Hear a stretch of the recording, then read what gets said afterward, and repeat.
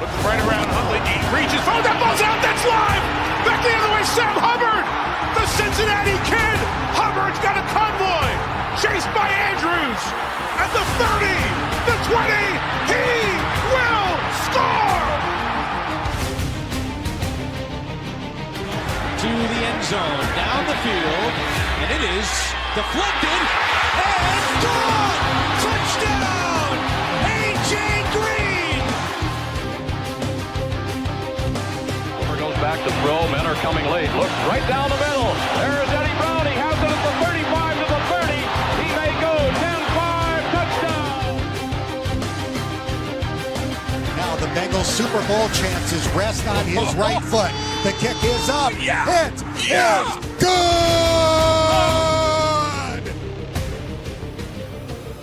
Corey Dillon. He's gone. The knockout punch. You're looking at it. 65 yards. And they're back to throw as the blitz is on. Goes long, intended for Collinsworth. He has it down to the 20. Touchdown. And Chris Collinsworth. Throwing the long ball. Deep down the field. Chad Johnson's got it. Touchdown. Cincinnati. Look at Chase go. Oh my goodness, what a gear he just found. Chase for the touchdown. Wow, Chase is on the case. It is no fluke. It is a fact. The Cincinnati Bengals are headed to Super Bowl 56. The play clock at 3. Shotgun snap. Carr throws into traffic. Intercepted. Jermaine Pratt has the football. Yeah. Coffin nails. Bam, bam, bam. How about that?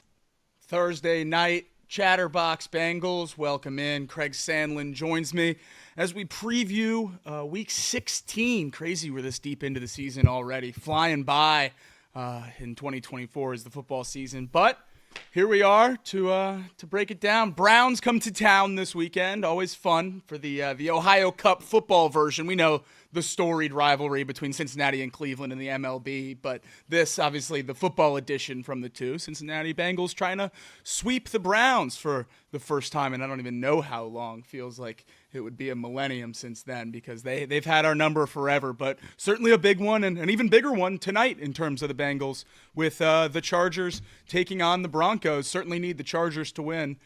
But before we dive into everything like that, Craig, thanks for joining me tonight. How are you? Big weekend, big week coming up with Christmas and all that stuff. Holiday season. We feeling like the Bengals are going to get a win, keep the vibes high? Yeah, it's all pointing towards the 2024 playoffs, and it all starts obviously tonight. But the Bengals got to take care of their business as well, and that can only happen with a win on Sunday against the Browns. I just looked it up while you were talking, since you brought it up. Interesting. I don't know that I remember this, but the Bengals and Browns only played once in 2021. The Bengals won that matchup 41-16. Was COVID year? I don't know. Or maybe they played in January. There it is. They played in January of 2022. So gotcha. That's what it was. Sense. That makes sense. So I guess the 2021 season, which they played in November of 2021 and January of 22, was the last time the Bengals swept the Cleveland Browns. Much more recent than I thought. So hopefully we can enact some of that magic this weekend. A 7.5-point favorite. Heard some people talking that the 6-8 Bengals shouldn't be 7.5-point favorites over anybody. This Browns team's really, really bad. We're going to get into some of the matchups here, and they even made a switch at quarterback to a guy in Dorian Thompson-Robinson that has just had an abysmal NFL career. His only other start was against the Bengals, and it certainly did not go very well. But in order for the Bengals to stay alive, they're going to have to sweep Cleveland. They're going to have to pick up the win, and in order to make the playoffs, they're going to have to finish this season 500 in the division. which going into the year, we all kind of circled as a benchmark for how they're going to have to perform after the last year being really bad in the division. You're going to have to get to at least 500 to make the playoffs. It's funny that obviously we need a lot more to go our way, but still sitting here now in the season, still going to have to go at least 3-3 in the division in order to make the playoffs. And that obviously starts this weekend against the Browns. I mentioned that they switched quarterbacks. Jameis Winston had been the starter since Deshaun Watson got hurt against the Bengals. He came in at the end of that game when Dorian Thompson-Robinson got hurt. He had started since then for the Browns. DTR now taking over, going to start for them against the Bengals this week. And obviously not the arm talent of Jameis Winston, and they both scare you in their own right. If Jameis Winston was playing, I would certainly be nervous about him going for 450 yards and 6 touchdowns. 2 of those 6 touchdowns would be to us, so that would certainly help. But Dorian Thompson-Robinson scares you in a whole different way. His legs are certainly something that strikes fear into me after how much I've watched this Bengals team struggle to tackle this year. Against the Bengals in that first time that they met this year when Deshaun Watson got hurt, Dorian Thompson-Robinson only 3 carries on the day, 44 rushing yards. Basically, after Deshaun popped his Achilles, he went straight down the field running the ball all himself on a touchdown drive. Really an impressive runner, and with the Bengals tackling struggles, I know the last 2 weeks against pretty lackluster teams, they've been much better, but that scares me with a quarterback that can run like he can.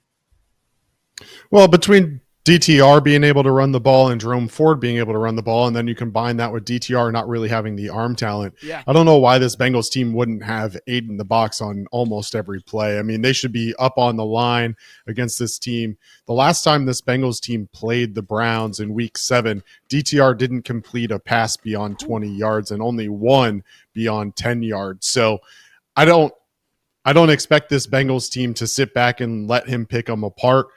I would absolutely crowd the box, crowd within 10 yards of the line of scrimmage, make DTR beat you deep.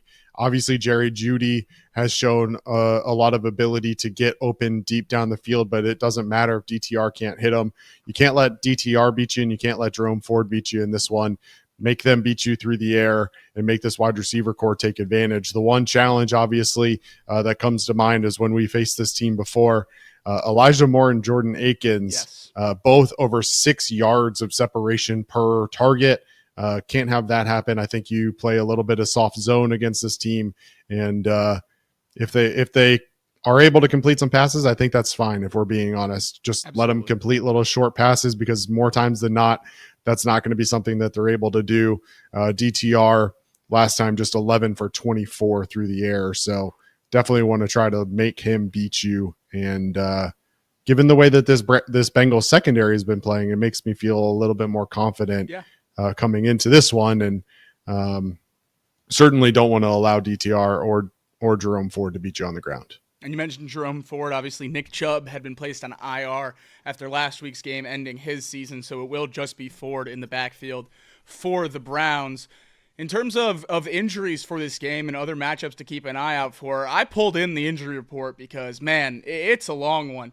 Just take a gander there. Both those teams really without some pivotal pieces, at least in practice. Who knows who's going to be able to play on Sunday? But as you see on the Bengals list, one name that sticks out, I'm sure to everybody, T. Higgins has made his way back to the injury report. Non-injury related rest and knee is the designation. It was reported by Ben Baby that he is expected to play. He was getting work in on the ancillary field today, but we've all heard this story before. We've seen this song and dance. If T. Higgins is on the injury report and not practicing, I am worried until I see him run up that hill. So hopefully we get a hill running video before Sunday so we know how to plan for that. Sam Hubbard pops up on the injury report. Obviously we know that his season is probably over, but important to note because he hasn't been on the injury report all year long, despite countless injuries being listed in the media. But no popping up on the injury report until now. So there's Sam Hubbard. Chris Jenkins did not practice Wednesday or Thursday, and that's a big deal because we're still without Sheldon Rankins.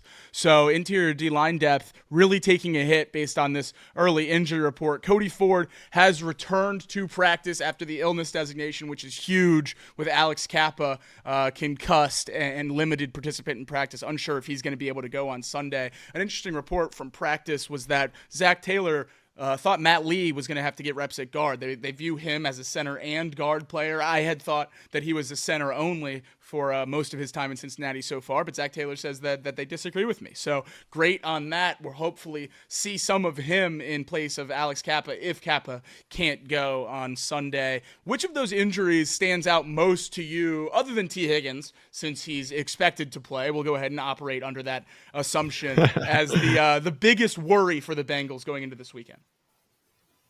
Yeah, it's a good question. I mean, realistically, the Sam Hubbard injury is something that we have to monitor. Yeah. If we're being honest with ourselves, this Bengals defensive line has not been able to be overly productive throughout the entire season. We saw a little bit of glimmer of hope this past week with Chris Jenkins, but also McKinley Jackson showing some glimmer of hope. So having Chris Jenkins potentially on there is certainly something to be worried about. Yeah. I would say that I'm worried about Alex Kappa, but Alex Kappa's been so bad that ultimately it may actually work out in the Bengals' favor that he's on the injury report. Yeah. No, and that's the question that I brought up on Tuesday, I think, was, okay, let's project out here, and let's say that either Alex Kappa can't go or whatever it may be. Is Cody Ford going to be your guard? Is he going to be a tackle? Do you sit Volson like they did a couple weeks ago and put Kappa in there? There's so many different moving pieces that can happen. And these injuries, ultimately, what it does is it gives this coaching staff an opportunity to view others some reps with this first team that may or may not benefit them in terms of making some of these decisions. So I don't know that any of them particularly stand out. It's a long list, but as of right now, I'm keeping my fingers crossed that T. Higgins injury is nothing more than exactly what it says, and that's rest. But for him to pop up on there without a whole lot of fanfare around it, and to have to be limited in a practice after we've seen multiple times now where he gets hurt in practice or even a walkthrough on a Friday, certainly something to keep our eyes on as the week moves forward. T. Higgins played last time the Bengals played the Browns, and the Bengals offense struggled as much as it struggled all year long, scoring only 14 points. They won the game with 21 because Charlie Jones returned a kickoff for a touchdown, but one of the worst offensive outputs of the season against this Browns defense, and that was with T. Higgins. If that DNP lasts into Sunday, I'm going to be really, really nervous for the success of this Bengals offense, even though we're maybe not quite facing a juggernaut on the other side offensively. We're not going to have to score a ton to win, but I certainly don't want to be in a close game with the Cleveland Browns. This is a team that 7.5 is a respectful spread to the Bengals, but I would like to blow it out of the water. This is a really, really bad football team. And if you notice down on the Browns side of the injury report, Myles Garrett did not practice on Thursday with a back injury. Interesting to monitor as well, because as Craig said, with the injuries to the offensive line, there's a lot of shuffling, a lot of musical chairs going on with those 5 spots. We don't know if Kappa's going to be able to play. We don't know if Cody Ford is going to play tackle or guard. If Devin Cochran's out there, are we really wanting him lined up across from Myles Garrett? That's a scary matchup for even the best tackles in the league, much less the guy in his second start. So never root for injuries for sure, but as long as Myles Garrett's healthy by week 17, that's good with me. If he misses the game on Sunday, that would ease my heart for sure, with how many hits Joe Burrow's already taken this year. And the weapon that sticks out most to me anytime the Bengals are playing the Browns, at least in the last few years, is David Njoku. We talk about it week in and week out with this team. Tight ends dominate the Bengals. They have their biggest game of the season a lot of the time against the Cincinnati Bengals defense. And David Njoku, one of the best tight ends in the league, he didn't play last week, has not practiced yet this week, so certainly trending towards being out as well. This is a bad Browns team when healthy. They're potentially missing some of their biggest stars. I expect the Bengals to really roll this weekend. There's a few matchups that scare me, but most of them are dependent on these injuries. Browns guys getting healthy, Bengals guys being hurt. If we can all play to a relative full strength, the Bengals should cruise with ease this weekend, I would think. I mean, you would certainly think. You mentioned David Njoku. Last time these two teams met, Njoku went off for 10 catches for 76 yards and a touchdown. Them not having him is a potential big impact. But I also mentioned earlier Jordan Akins, who had 4 catches for 42 yards against this team earlier. If we're being honest, look, Joe Burrow didn't have his best game against Cleveland in week 7, only 15 of 25 for 181 yards, 2 touchdowns and no interceptions. He was sacked 3 different times though. So that's something that you're going to have to keep an eye on. And you mentioned Myles Garrett. Ultimately, this Browns defense has always had success rushing the passer. And if you look at, the week 7 numbers. They did it yet again that week, being able to hurry Joe Burrow 8 different times, sacking him 3 or 4 times, depending on which stats you're looking at. 13 pressures out of this Cleveland defense the last time they met. And so this offensive line is going to have to be stout in their defense of Joe Burrow, and Joe Burrow is going to have to be decisive in his ability to get the ball out quickly and find the receivers. Because, we talked about it a little bit.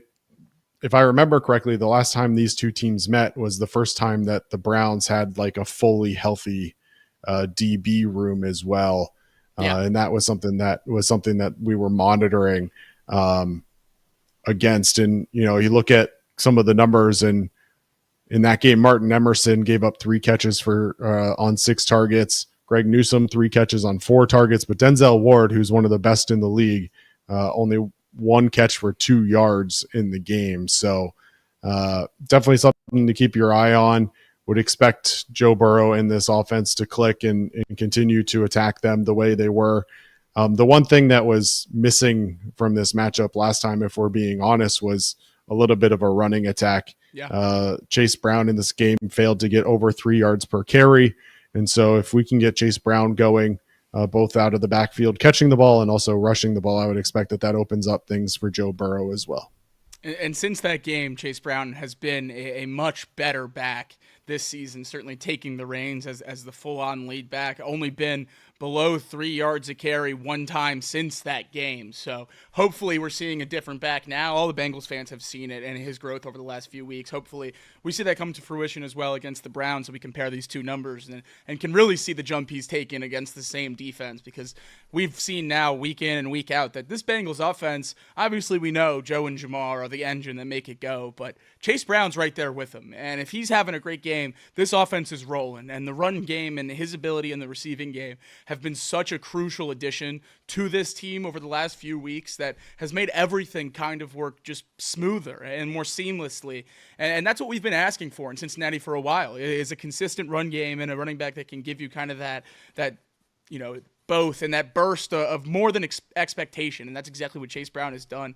Hopefully we're going to be able to see that again against the Browns this weekend. You mentioned Burrow and how often he's been hit this year. And against the Browns, that's kind of been the theme in these matchups. Joe Burrow sacked 3.3 times per game against the Browns in his career in those 7 games. That's 23 sacks in 7 games. Obviously, if Myles Garrett's not playing, he's the culprit for a lot of those. But still, a lot of scary pieces on this defensive line. Joe Burrow's going to have to stay upright and get the ball to his playmakers. Jamar Chase, T. Higgins, are going to, if he plays, are going to have to be big pieces in this game. Martin Emerson on the injury report. You mentioned how good Denzel Ward is, but the Bengals are going to win this one through the air. Chase Brown is crucial, but you're going to have to throw the ball to win this game.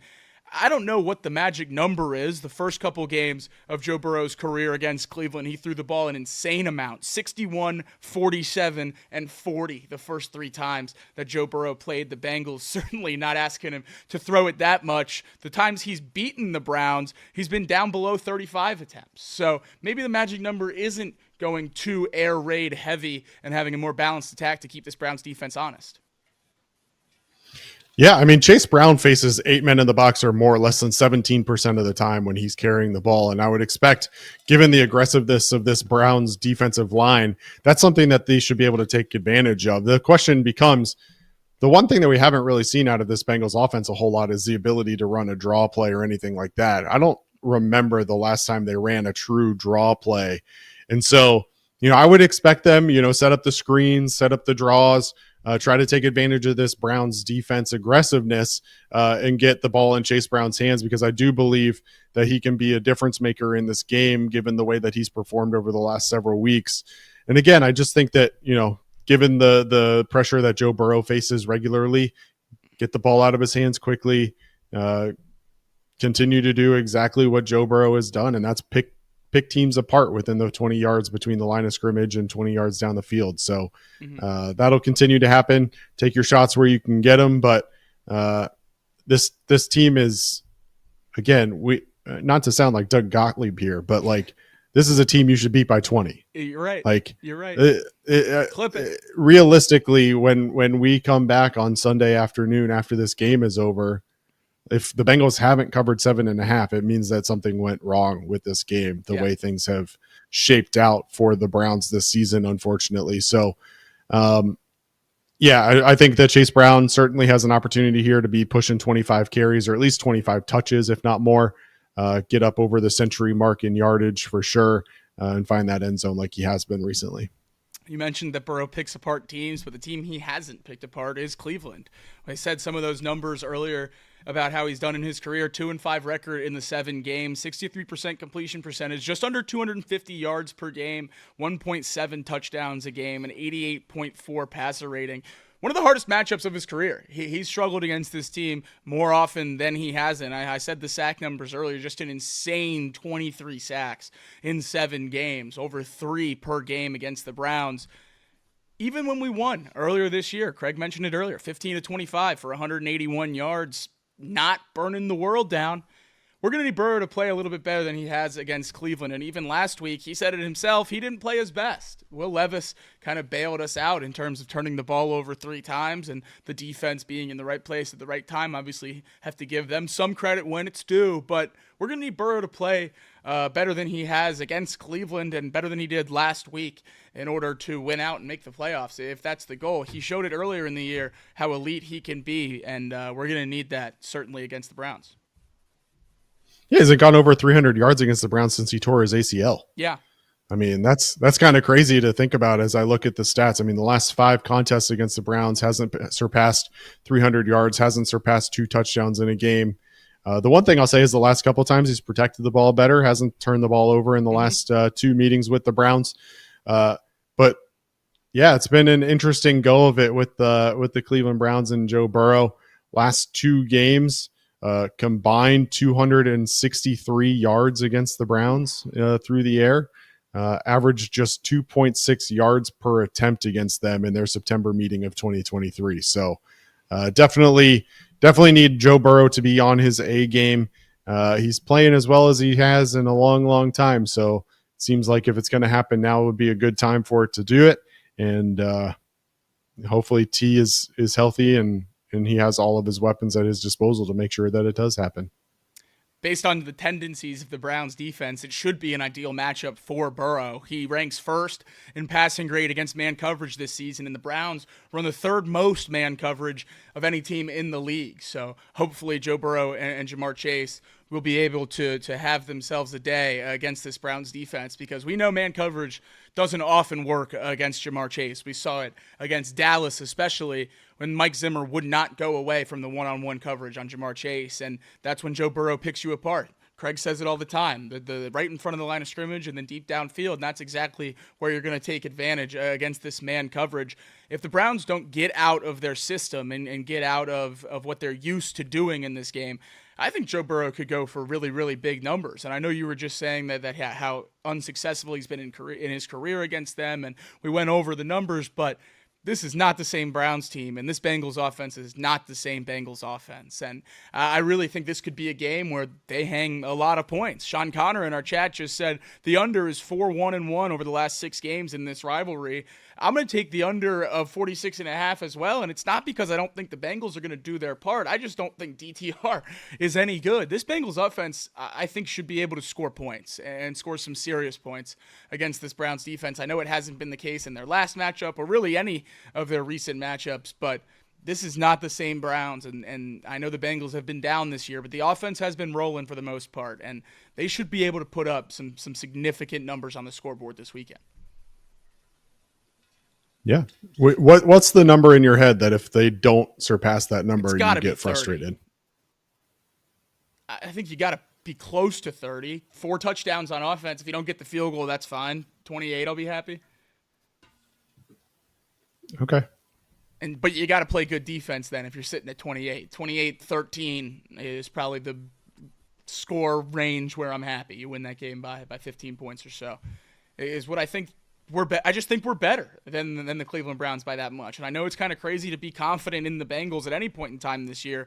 1-5 at home, 6-8 overall, but I don't know. I'm going to be confident in this team. They can prove me wrong time and time again, but I just have a feeling that they're going to go out and stomp the Cleveland Browns this weekend, and maybe they won't. Maybe I'll look silly, but the matchup seems like a good one for the Bengals, and I think they know what they need to do. And obviously it's not rocket science. They have to win out, and it means something to these guys. And I think they're going to go out and they're going to beat a team that they should beat by what they should beat them by, because they haven't in the last 2 weeks. They were playing two bad teams the last 2 weeks, and they haven't had the convincing wins that they've needed to. I know they won by double digits last week, but it certainly wasn't pretty.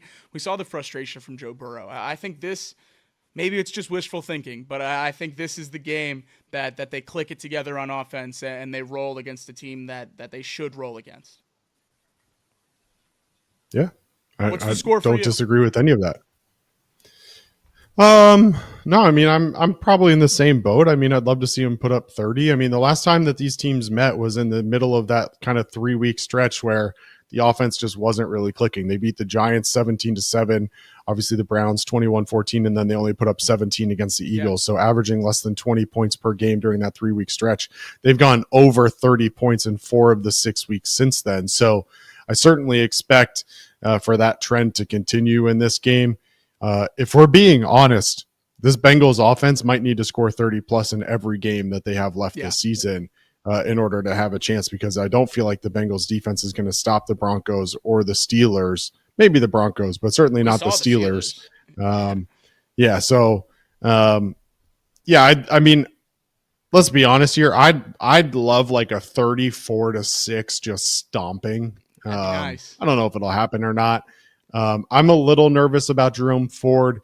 Last time the Browns, Nick Chubb's first game back, only averaged 2 yards per carry. They never really got anything going. They went through 3 different quarterbacks, threw the ball 52 times, which is absolutely insane for a game where, like, at halftime the Bengals led 7-6, and Cleveland threw the ball 52 times. That is that, and with all due respect to Kevin Stefanski, I mean, he's a great coach. He's won Coach of the Year twice, but like to have a situation like that, one where Deshaun Watson goes down with a ruptured Achilles, and then to have to rely on your backup quarterbacks. The backup quarterbacks threw the ball 35 times themselves. It's not like they brought in the backup quarterbacks and just started running the ball. They ran. It's just insane to me that they got away from what really is Cleveland Browns football. And for me personally, I like, as much as I'd love to see this 31-6 kind of ball game, if we're being completely honest, now that they've benched Jameis, and they're going with DTR, if their game plan isn't to run the ball 30 times, I'd be shocked. Yeah. Right now, obviously they can get off script if the Bengals go up 21-0 early and have to change the game plan. But I really look for this Browns team to try and control the clock a little bit, try to pick up yards on the ground. So as much as I'd love to see a 31-6 blowout, I wouldn't be shocked to see something more in line with what we saw the last time, maybe a 24-12 kind of thing or something like that, 24-13. An ugly win against a bad team seems to be the recipe for the Bengals. So if we're betting, that would probably be the minus money if we're taking scores on an ugly win that no one feels good about, but you stay barely alive. And it's been the recipe for the last few weeks for the Bengals, staying alive, and they are barely. And all we have left is some hope, and we're holding on to it. Bengals odds sit at 7% to make the playoffs, have to win out to have any kind of chance. If they win out right now, their odds sit at 22%. So close to a quarter to get into the playoffs if they take care of their own business. Obviously, we know they need help to get in. We need losses by the Colts, the Dolphins, the Broncos, the Chargers. We need a lot of help. And that does start tonight. We'll get into some of that here in a second. The Colts the Chargers and the Broncos matchup. But how much do you think there's playoff talk seeping into the locker room, or is it strictly 1 week at a time? And I don't necessarily mean from the coaches or the higher ups or anything like that in talking about in team meetings that they're trying to make the playoffs. Or I'm talking about the players one-on-one, looking at scenarios and talking about how to get in. Do you think that's something that's on their mind and they're working on? I know Joe Burrow mentioned that he's going to watch tonight's game and that it means a lot, and I think that kind of gives you our answer, but I think they are looking at the playoff scenarios, and I think they do care about a lot of this stuff. Yeah, I mean, Joe Burrow said in his press conference when he was asked about it, he said, "Big game tomorrow." Yeah. I mean, he knows. This team knows. They have to know. There's no doubt about it. I don't know how often they're talking about it, but to say that it wouldn't be in the back of your mind or at least something that you're thinking about, they know that the margin for error here is extremely slim. They know that a single loss will knock them out of the playoffs at this point. So, yeah, I think they know. I think they're paying attention to it. I think they'll all be watching the game tonight and rooting hard.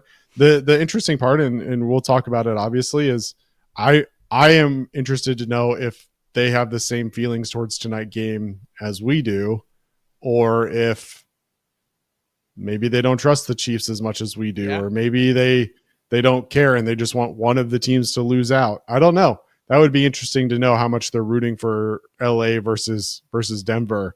But yeah, I mean, look, all we have is hope, but all we have is what we can control. And I sound like Zach Taylor when I say that, but all of it none of it matters if you can't win the next 3 games. Exactly. And at the end of the day, as much as you may be aware about outside factors and you may be disappointed if something doesn't end up going your way when time comes, for now, at least, you have to control what you can control. I think the one thing that worries me a little bit, if we're being honest, is let's say the Chargers go out and they lay an egg tonight and Denver beats them. Do they then themselves lay down and lose hope for the playoffs themselves and then come out and kind of lay an egg on Sunday? Certainly. I think they can lay an egg and still beat the Browns, but that's true.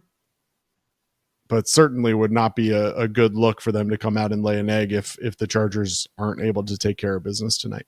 I guess that's a good worry to have, and one I hadn't really thought of. I mean, Burrow mentioning how big of a game this is. If they're all focused on that and they don't get the bounce, packing it in before they're even officially eliminated, that would certainly not be a good sign for this coaching staff and the culture in this building, because whichever team wins tonight, the other one just needs to lose out, and they're still alive. And obviously the schedules aren't created equal, but there's still a chance either way. And we've talked a lot about how different that is, even if it's a .0001 to a 0. If you're still mathematically alive, there's a lot of things you can't do when it comes to resting players or tanking or pulling back in games or anything like that.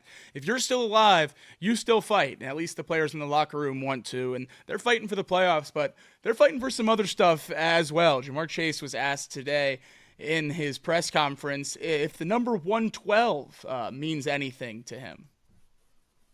The number 112 means 112? Haha. Sound like a number. It rings a bell. Yeah. It's a bell going off in my head right now, yeah.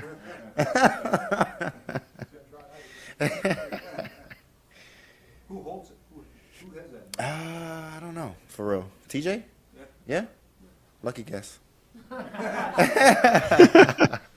Lucky guess. He didn't know. He didn't know. Of course he knows. These guys pay attention to everything, and he's obviously talking about the Bengals' single-season receptions record, 112, held by TJ Houshmandzadeh, obviously one of the Bengals' greats. Another clip from Jamar's press conference that the Bengals posted earlier today. He was asked about how it feels to be listed in the record books next to all the Bengals' great receivers, and he mentioned how great the Bengals' history at wide receiver has been, and to be listed with some of the baddest wide receivers in the history of the world, how much that meant to him. And I thought that's pretty cool to have these guys kind of recognized, especially at the wide receiver position where the Bengals have been elite for years and years and years, to kind of recognize the history of the position here in Cincinnati. And obviously T. Higgins did it when he came to Cincinnati, wore 85 to the start of his career, obviously in honor of a lot of the guys that came before him. And Jamar Chase talking about obviously how TJ Houshmandzadeh, the reverence he has for him and a lot of the other guys in the record books. It's cool to see that this means something to these guys, to have franchise records and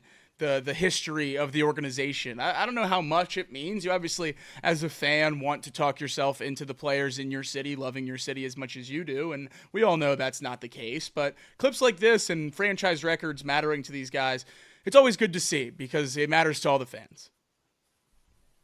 Yeah, I mean, there's nothing more annoying than professional athletes acting like they're not aware of records or contract milestones, that incentives that they need to hit. Like, everybody knows it. We've seen it in week 17 for years with guys magically getting a bubble screen for their 100th catch of the year or whatever to try and surpass an incentive. And let's not act like we don't know about what's going on here. I mean, there's a ton of money up for grabs due to the performance of these athletes. And ultimately, all of them are trying to make a living and to put their family in the best position possible. And for Jamar Chase, who hopefully will be signing a new contract this offseason, being able to come to the table and say, look, I'm your franchise record holder for receptions in a season, yards in a season, and touchdowns in a season.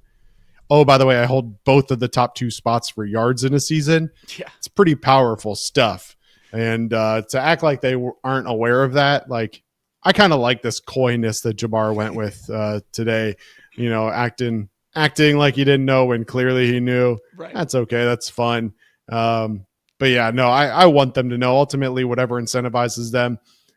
If you've been watching Hard Knocks, the Cleveland Browns in one of their locker rooms, the D-line room, I think it was, talking about what motivates you at this point in the season, right? They're out of the playoffs. There's nothing really left to play for. What motivates you? And, Myles Garrett was talking, and he talked about obviously pay and going out and getting a new contract, but also the families and supporting them and all the things that go into it. And so whatever it takes to get you your motivation up and to get ready to play on Sundays is fine by me.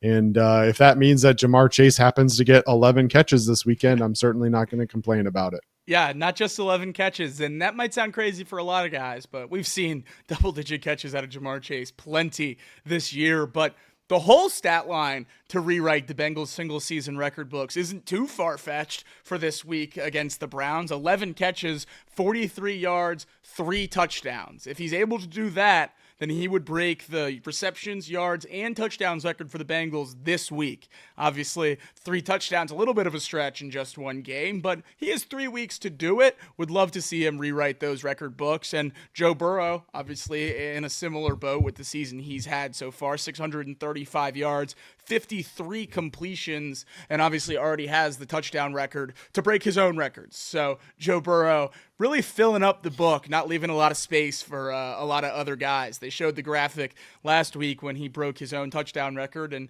I think he had 3 of the top 4, or was it 4 of the top 5? I don't know, but either way, it was him. It was him and Andy right up there at the top, and that's a good place to be for Joe. I don't know how long Andy's going to be on there. Maybe one more year of Joe Burrow being healthy will knock him off. But it's really cool to see these guys aware of this stuff. And it is kind of funny to have such an upsetting year in Cincinnati where you don't live up to so many expectations that we're probably going to look back on as statistically one of the most dominant offensive years in the history of this franchise. We're going to have the best receiving season in the history of the franchise. We're going to have the best quarterbacking season in the history of the franchise. It's not a stretch to say that Chase Brown's going to have one of the best running back seasons in terms of total yards and touchdowns and per carry metrics in the history of the Bengals. And there's so many holes on this team, but there really are a few really, really bright spots. And that fact that we have the great players at some of the hardest positions to get, whenever you look at the stuff like this, that we have the best that we've ever had in the history of this franchise, you can't help but think that maybe we are a little bit closer than we always say, because the great ones that we have are so great.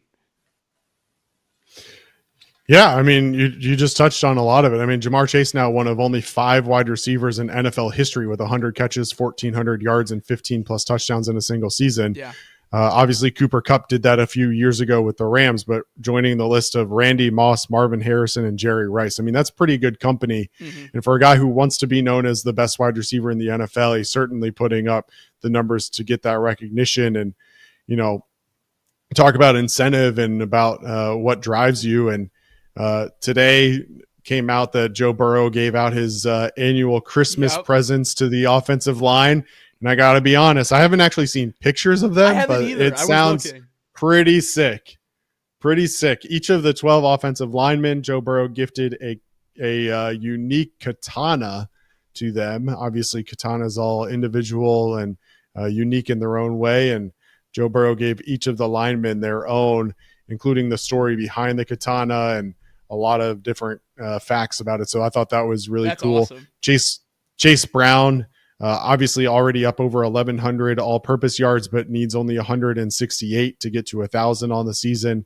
You'd like to see him reach that milestone. That'd be pretty cool. So there's a lot still to play for, and hopefully those katanas can incentivize the offensive line and give them a little bit of motivation and get them ready for this weekend and this big test ahead of them. We have enough injuries on the offensive line right now. I don't know if giving them swords was the best idea. Well, what stood out to me is he had to give out 12 of them because so many different linemen had played. Yeah, no, that's true. Yeah, no, hell of a time for Devin Cochran to get his first start. Probably bumped him up the list in terms of quality of katana from a week ago. So big time shout out for Joe. That's one of the cooler presents. I love when QBs do the unique stuff. We saw four-wheelers in Dallas a few years ago for the O-linemen. Always some cool, unique things. The watches and the chains and all that stuff are always cool. But katanas, man, that'd be one of the cooler gifts I've ever gotten. I can say that much. For sure. It said that they were all unique. Each sword had its own story. It was all from a certain town or battle. And he basically put them in a room and allowed the linemen to pick out their own. Orlando Brown afterwards said, Joe does a great job at buying gifts that are extremely meaningful. The fact that he bought me a sword is awesome. It's the most ancient form of respect. So tip of the cap to Joe Burrow, and pretty sweet. I hope that we get some pictures. If we do, I'll pull them in. I'll show you guys post game if we can find those pictures. But Colin Will in the chat says those swords probably look like toothpicks in Orlando Brown and Mims' hands. You're probably right. I don't know what kind of jumbo swords you get 6'7", 400-pound guys, but you're going to have to do double XL or something like that, because a normal sword certainly wouldn't work. There was one more Jamar Chase quote I wanted to touch on from today's media session, and when we were talking about the contracts, I wanted to bring it in there, but we'll just talk about it here. And I thought it was a big deal because, as everyone's worried about as we near the offseason, the main topic of conversation regarding the Bengals as a whole is T. Higgins, because that money is a big chunk, and whether you have it to spend on other people or you spend it on T. Higgins, it determines how the rest of your offseason goes. So it kind of has to be the first domino to fall, whether we like it or not. And Jamar Chase was kind of asked about it today, was asked about T. Higgins signing with his agent. Chase said, we're locked in for life. And he maintained that there was a real possibility that they play together here long term. Locked in for life when they're both free agents. Did you take that as more of a T's definitely going to be back, or I'm not such a sure thing? I mean, they're locked in. I mean, what more is there? No, listen, this whole situation is so funny to me. Like, the three of them seem to be very good friends, and I think we all know that. And I think realistically, if it was up to them and all other things were equal, I think they would all choose to come back to Cincinnati and play together again in 2025 and beyond for the Cincinnati Bengals. The truth of the matter is that this is a business on both sides. Right. And both sides recognize that, whether that means that T. Higgins has an opportunity to get more money elsewhere, whether that means that the Bengals don't feel like they can afford to pay all three of them. Obviously, I think that they were talking about it this morning and dialed in. Yep. You're basically talking about tying up $120 million on three players. And that's a lot of money to be tied up in three players. But we've been over this as well. It can be done. And as much as it's daunting to think about this Bengals team only having $140 million to spend elsewhere, especially when you have like $30 million tied up in three guys that you'd like to see gone, that becomes the question is, how willing is this Bengals team to part ways with guys who haven't lived up to their contracts? How willing are the Bengals to spend on other players outside of the guys in the locker room already? And I certainly took it and have taken it since the announcement that these three guys want to stick together. Yes. And I talked about it at the time that the timing felt like there was something going on behind the scenes about them staying together. The change in the agent, the way that Joe Burrow brought it up after the game, seemingly unsolicited about keeping them together. Like, there's just so much that is telling me. Let's put it this way. There's a lot that's setting me up for heartbreak right now, Jacob. That's basically exactly where I'm at with this. I'm trying so hard not to get my heart set on the fact that the three of them are going to be back together in 2025. But like, all of the signs are there. I'm starting to talk myself into the fact that they're all three going to be back for like a reasonable price, that they work out together as a trio because they're best friends and friendship is more powerful than the almighty dollar. It certainly sounded like there's been conversations, whether that's with the Bengals, whether that's between themselves, whether that's just with the agent. I don't know. Someone almost got me recently. Someone brought up an old Mulligetta tweet about the whole T situation, and I think it was back from when they got tagged originally, but it kind of plays in here as well in terms of there is money to be made, and T. Higgins has to make a decision of, do I want to go and make as much money as possible, or do these guys need to come together and say, look, we can win multiple Super Bowls here if we stick together, and here's how we do it. Right. We've seen a formula for an elite offense. The question is, can you maintain that elite offense and supplement the defense to a level where you can actually compete for a Super Bowl? Because as we've seen this year, having an elite offense isn't enough. You need other things. We've seen a good year of Joe, Jamar, and T, and it's resulted in a season where we're probably not going to make the playoffs unless we get some help, and that help starts tonight.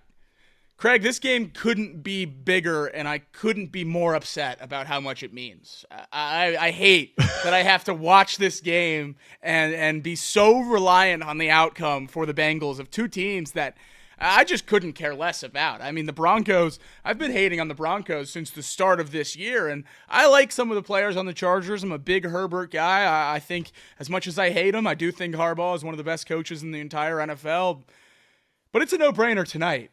Everyone in Cincinnati is Charger fans. At least they should be. The numbers are pretty drastic between the two possible outcomes tonight. If the Broncos win this game, the Bengals' percentage for the playoffs with winning out is 7%. If the Chargers win this game, the Bengals' percentage to make the playoffs with winning out is 33%. That's a third a chance to sneak into the playoffs, the best we've been sitting at for in a really, really long time, if the Chargers are able to pull this one off tonight. Now, if the Chargers win tonight and the Titans beat the Colts on Sunday and the Bengals take care of business, we're ending this weekend at a near 50% chance to make the playoffs. That's just two outcomes, Craig, and we're back to a coin flip. Everything is possible. Chargers defeated the Broncos in week 5 earlier this year, 23-16. Justin Herbert in that game, 21 of 34, 237 yards and a touchdown. Didn't turn the ball over, and I think that ultimately is going to be the key to this game. Is it will be a somewhat low-scoring game. It'll be a kind of knock 'em in the mouth kind of game. Bo Nix on the other side was 19 of 33, 216 yards, 2 touchdowns, and that interception that proved costly. What's interesting, Bo Nix was the Broncos' leading ball carrier in that game as well. 61 yards on the ground. None of the other Broncos wide receivers were really able, or running backs were really able to get things going. Javonte Williams only 6 carries. Audric Estime only 2 carries. Jaleel McLaughlin only 3 carries. So Bo Nix really a big piece of this. J.K. Dobbins on the other side, 25 carries for 96 yards and a touchdown. No real standout wide receivers for the Chargers in that game. 9 different receivers caught a ball, nobody more than 4 passes. On the Broncos side, Devon Vele, 4 catches for 78. Cortland Sutton, 4 for 53 and a touchdown. Troy Franklin also scored a touchdown. So it's going to be an interesting game nonetheless. I'm excited for it. Chargers, does it hurt you to cheer for Jim Harbaugh? No, not really. Not really. Ohio State has a winning record against him, so it doesn't hurt too bad. Okay. Well, there you go. So, yeah, look, the Broncos are playing much better over the last several weeks. Obviously, 31-13 over the Colts. They beat the Browns. Gave up 32 points to the Browns though, which was kind of crazy. If we're being honest, this Broncos team hasn't really been tested in 4 weeks. Their last 4 games, the Falcons, the Raiders, the Browns, and the Colts. I said earlier in the season that I didn't think the Broncos were nearly as good as what their record was showing. They got run out of the building by the Ravens 41-10. Obviously, we all saw the ending of the Chiefs game with the blocked field goal. I still believe that this Broncos team is not as good as their record says, but tonight's a great time for the Chargers to prove me right about that. That'd be awesome. Certainly would be great. And we obviously talked about that Chargers defense a lot leading up to the Bengals matchup with the Chargers. And then Joe Burrow did what Joe Burrow does, scored 27 points, kind of brought their metrics back down. And then next week after that, they played the Ravens, and it went the same way. Lamar Jackson did what Lamar Jackson does, and he pulled their metrics down even more. But since those 2 games, they've been back to the unit that we saw to start the year. 13 points allowed to the Falcons, 19 to the Chiefs. A really bad week last week against the Buccaneers, but certainly an outlier when you look at the rest of this season. Mike Evans just got the better of him, and Mike Evans has got the better of a lot of secondaries in his career. They're really banged up on the back end right now, but there's certainly not that wide receiver or star power or even a guy that I hate to say it, but really respect over the top in Denver. And I think Bo Nix, especially, you don't love him throwing deep. They use him more closer towards the line of scrimmage. They use his legs a lot. I just don't know that it's going to be enough to beat the Chargers if the Chargers don't give the ball away, and that's not something Justin Herbert does. He threw a pick last week against the Buccaneers. Another reason why I say that game was such an outlier for the Chargers, because that was the first interception he had thrown since I don't even know how long, since week 2 against the Panthers. Yeah, just 2 interceptions weeks this year. 11 weeks without an interception. Unbelievable for Justin Herbert. He protects the ball first and foremost. And this Broncos defense, I know they're really good. Pat Surtain's the best corner in the league. He had 2 picks last week, a really, really talented player, but Justin Herbert's not going to give anything away. And I think the Chargers, maybe it's optimism, but the Chargers are going to take it tonight, and I hope they take it convincingly. I think they might, and if you're going better quarterback, they certainly should. Who's your pick tonight? What's the final number? Well, like it or not, this Chargers team is best when Justin Herbert doesn't have to throw the ball a ton. 100%. And the last time that these, you just mentioned the Buccaneers matchup this past weekend where the Buccaneers beat them 40-17. The Buccaneers put 506 total yards on the board, 223 on the ground. The Chargers ended up only rushing the ball 11 times in that game, and that's certainly not the way that Jim Harbaugh wants to play this game, and certainly isn't the way that they hope to see this game play out, especially when you compare it up against the game where the Chargers and Broncos played earlier this year. I mentioned J.K. Dobbins had 25 carries in that game. That's the type of thing that the Chargers really want. And I think that this type of game tonight is going to lend itself to being that type of game in a controlled environment in Los Angeles. Really gives them an opportunity to kind of control it, not have to worry about weather. Wouldn't be surprised to see them run the ball 30 to 35 times again like they did. And Justin Herbert then can utilize play action, can take advantage of mismatches on the outside, and can tear you apart once that defense kind of sneaks in and starts to try to stop the run. So the biggest thing for the Chargers is to just keep it close, keep it on the ground, and kind of stick to their plan. I mean, Justin Herbert hasn't thrown interceptions because he hasn't had to throw the ball a whole ton. I mean, if we're being completely honest, and same thing with this game. If he has to throw the ball more than 30 times, I think that would be a surprise. And you're not going to catch me picking against the Chargers tonight. That's for sure.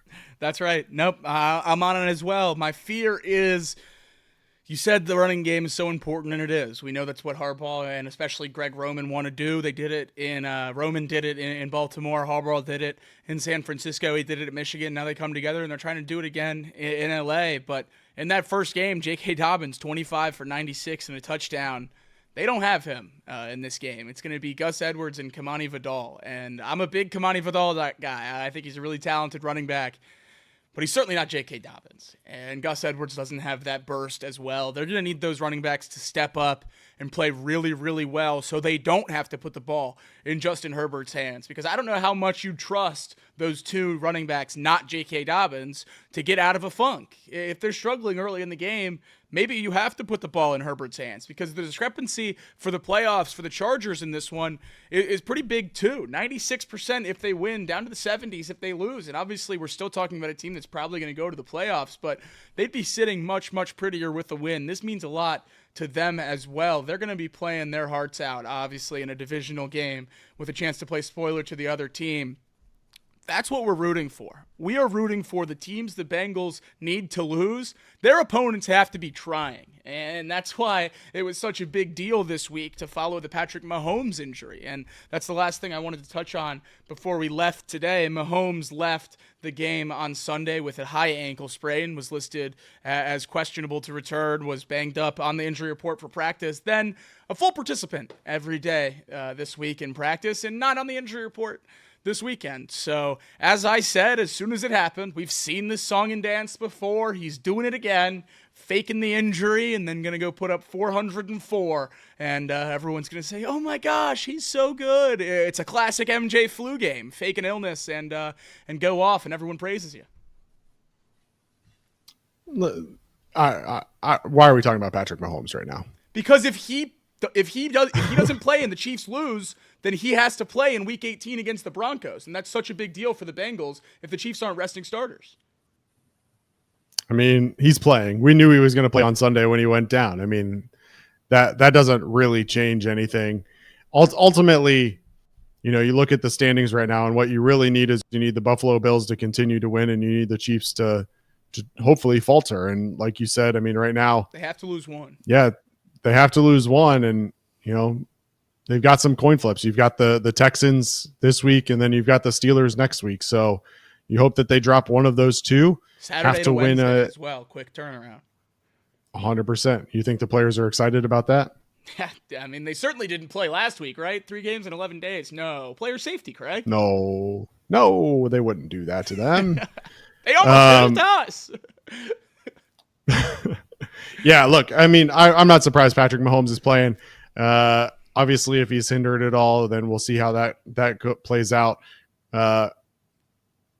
It is what it is at this point. Like I said at the beginning of the show, control what you can control and hope that everything else works out. But, to sound like Zach Taylor, we can't worry about Patrick Mahomes and whether or not he's playing and whether or not he's playing in Week 18. Because at the end of the day, Week 18 doesn't matter if this Bengals team trips up over the next 2 weeks themselves. So take care of business the next 2 weeks, and then we'll worry about whether or not the Steelers or the Broncos and Chiefs are playing with Patrick Mahomes on January 5th. Fair enough. But before I worry about Bengals wins, I am going to worry about a Chargers win. And we got that coming up. So we'll let you all get to your TVs and tune in to Thursday Night Football. Craig, thanks for joining me. For everyone that watched along, we appreciate it. We'll catch you Sunday at kickoff, and then Craig will hop on for the post game, and we'll break down, hopefully, the third Bengals win in a row in a season sweep of the Cleveland Browns. Fingers crossed. But before we get to Sunday, we need a Chargers win. Bolt up, Craig, and we'll see you guys Sunday.